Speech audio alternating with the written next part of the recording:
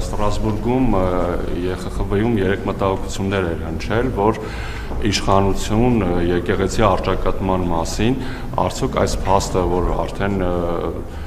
եւ եվրոպացի պատգամավորը նշել էր, որ ժողովրդավարության մարդու իրավունքների ոտնահարում չէ, արդյոք երբ եպիսկոպոսները ձերբակալվում են,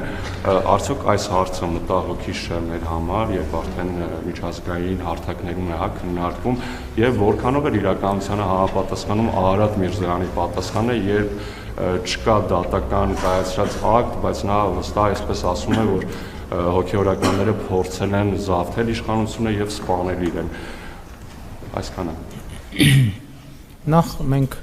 միջազգային հարթակներում որևէ հարցի քննարկման հետ կապված խնդիր չունենք, որովհետեւ մեր գործելակերպը թափանցիկ է, հստակ է, հիմնավորված է։ Երկրորդը, չկա եկեղեցի պետություն հակամարտություն, ինչպես դուք նշեցիք, կա եկեղեցում իշխանությունը ուզուրպացրած անձ, որը ոչ մի պայմանով չի կարող լինել այդ պաշտոնում, եւ մենք բոլոր հնարավոր միջոցները թույլատրելի եւ օրինական ձեռնարկելու ենք նրան իրեն ոչ արժանի տեղից դուրս բերելու համար։